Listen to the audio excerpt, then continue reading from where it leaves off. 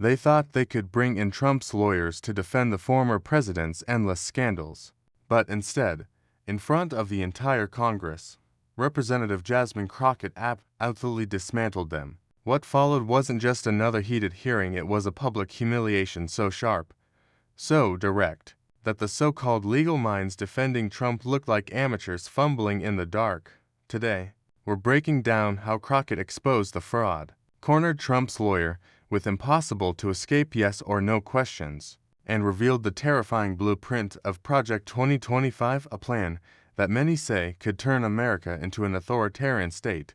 The hearing room was tense, cameras rolling, microphones live, and America watching. On one side sat Trump's legal defenders, polished suits hiding the weight of defending a man drowning in indictments. On the other side, members of Congress prepared their questions not just to probe, but to expose. And at the center of it all was Representative Jasmine Crockett, a freshman Democrat from Texas, who had earned a reputation for cutting through spin with surgical precision from the moment she was recognized to speak. Crockett made it clear this wasn't going to be business as usual. No long-winded monologues, no wasted words. She came armed with names, facts, and a strategy. Her target: Trump's lawyers, men who had walked into the hearing room thinking they could defend the former president with clever talking points. But Crockett wasn't interested in talking points. She wanted accountability, and she was about to use her time to remind the country of something too often forgotten. The law doesn't bend for ordinary people. So why, she asked, should it bend for Donald Trump? Crockett didn't waste any time. She leaned forward, voice steady but cutting, and began to read a list that sounded less like a roster of attorneys and more like the credits of a crime drama. Robert Shealy, Kenneth Casebro, Jeffrey Clark, John Eastman, Jenna Ellis, Rudy Giuliani. The names rolled off her tongue like charges in an indictment. Each name carried its own scandal, its own downfall. Some were suspended, some disbarred, some even facing criminal penalties. It was a devastating reminder of who Donald Trump had chosen to surround himself with: lawyers not known for their brilliance, but for their willingness to bend, break, and outright torch the rule of law in service of one man. Then came the sting. Crockett turned to the witness and asked simply, "Have you heard of them?" The reply: "Yes." "And are you aware if they've faced criminal penalties or disbarment?" Another reluctant yes. The room shifted, because the truth was undeniable. Trump's so-called legal dream team wasn't a lineup of respected attorneys, it was a graveyard of disgraced professionals who had sacrificed their careers at the altar of Trump's ego. And Crockett's point was clear. If these were the hand-picked defenders of the former president, what did that say about him? After laying out Trump's graveyard of disgraced lawyers, Crockett zeroed in on the man in front of her former Trump attorney, Mr. Trusty. She didn't give him room to filibuster, no space for long speeches. She locked him into the most dangerous corner for any lawyer on the witness stand, the yes or no trap. Her first strike was simple but devastating. In your experience, have you ever seen a criminal defendant with over 80 counts across for different jurisdictions who was somehow not held pre-trial? Yes or no? Trusty tried to hedge. He opened his mouth to qualify, to soften the blow, but Crockett cut him off. Yes or no? Cornered. He muttered the truth. No. She didn't pause. The second strike landed instantly. Have you ever had a defendant who violated a gag order at least 10 times and the judge still didn't lock them up? Again, he tried to explain, but Crockett's voice sliced through his excuses. Yes or no? And once again, the answer was no. Then came the third blow. Have you ever prosecuted a defendant who intimidated witnesses and didn't end up behind bars, at least for a day or two? By now, the room was silent. Every ear was tuned in. Trusty's answer was the same no. And with that, Crockett exposed the truth. Donald Trump wasn't just getting legal representation. He was getting a level of privilege and protection no ordinary American could ever dream of. But Jasmine Crockett wasn't finished. Exposing Trump's lawyer for hypocrisy was only step one. Now, she pivoted to something bigger, something darker. Project 2025. She turned her gaze towards Stephen Hamilton, the executive director of America First Legal, a group deeply tied to the project. Calmly but firmly, she asked him to confirm the truth. "You're a contributor to Project 2025. Correct?" "Yes," he replied. "And you personally wrote sections of its mandate for the Department of Justice." "Correct." "Yes." And just like that, Crockett had her opening. She began to walk the room and the audience through what Project 2025 really stood for. This wasn't just another policy agenda. It was, as she described it, a playbook for dictatorship. The project calls for eliminating the Department of Education, stripping away the Department of Commerce, and giving the president power to fire thousands of career civil servants to replace them with partisan loyalists. It proposes using the military against American citizens under the Insurrection Act of 1807. It even aims to bar the FBI from stopping disinformation spread by foreign powers like Russia and China. Crockett's voice carried an edge of disbelief, but her message was clear. This wasn't democracy. This was authoritarianism, gift-trapped and waiting for the next conservative administration. She looked Hamilton straight in the eye and told America the truth. Dictatorships don't arrive overnight. They're planned. They're written down. And Project 2025 was the plan. The room shifted. Crockett's words hung in the air like a storm about to break, and Republicans on the panel knew they couldn't just sit there and let it ride.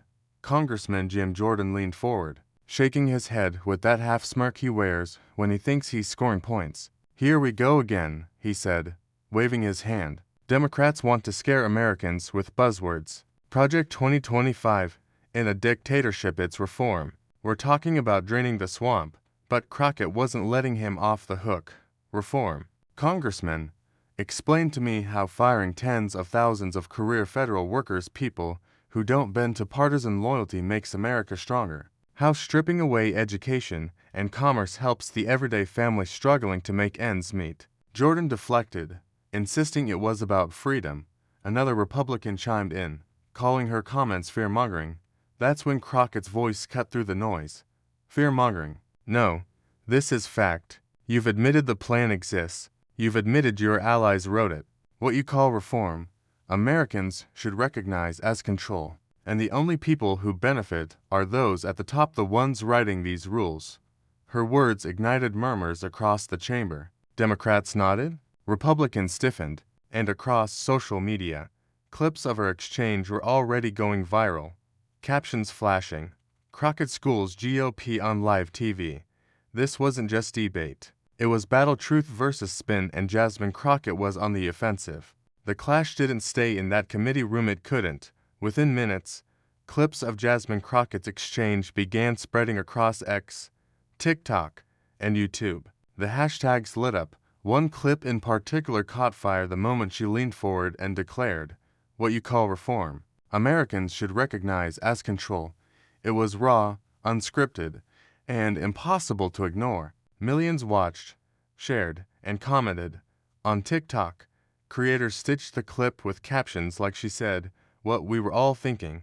Twitter threads broke down every name in the roll call of disgrace, connecting the dots between Trump's lawyers and Project 2025's authors. YouTube reaction channels lit up, framing it as the moment the mask slipped on the GOP's agenda. Even late-night hosts joined in, replaying Crockett's words with added punchlines. But the power wasn't in the jokes. It was in the way she had crystallized a fear many Americans already felt, that behind the slogans of freedom and draining the swamp lurks something far darker.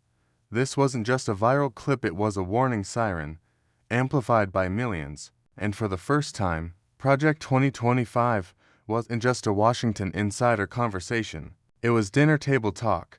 It was on the For You page. It was everywhere. The viral explosion wasn't just noise, it was pressure. By the end of the week, reporters were chasing Republican lawmakers down hallways, asking, "Do you support Project 2025? Some dodged, some denied, some even claimed ignorance of a plan their own allies had written. Polls began to shift. A survey released just days after Crockett's clash showed a spike in public awareness. Suddenly, nearly half of Americans had heard of Project 2025, and most didn't like what they were learning. Words like authoritarian, dangerous, and unconstitutional trended alongside the plan's name. Inside the Capitol, Democrats seized the moment. They called press conferences, citing Crockett's testimony and warning that silence was complicity. Even a handful of moderates on the right began to distance themselves, insisting they weren't part of that agenda. And at the center of it all was Crockett, her clip replayed not as a one-off outburst, but as a defining moment in the fight to frame Project 2025. She had turned the conversation from obscure policy chatter into a moral standoff. Democracy versus control. Freedom versus authoritarian rule. The turning point was clear. What started as one fiery exchange in a committee room had become the spark for a national reckoning.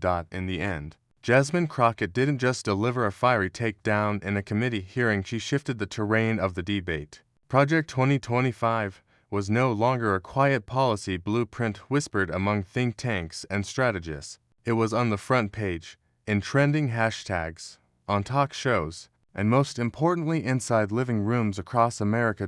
Her relentless questioning, her refusal to let spin disguise reality, forced a simple truth into the light. Democracy is only as strong as the people willing to defend it, and Crockett proved that one sharp voice, armed with facts and courage, can cut through the noise of disinformation. Republicans tried to dismiss her. They tried to downplay the plan, but the record was set, the names were read, and the warning was delivered. The choice was no longer hidden, it was clear. Government by the people, or government by the few. And maybe that's the lasting power of her moment. Not just that it went viral, not just that it embarrassed a few lawmakers, but that it reminded Americans loudly that vigilance matters, that democracy isn't something we inherit passively, it's something we fight to keep, because as Crockett showed, the first step in stopping authoritarianism is daring to call it by its name.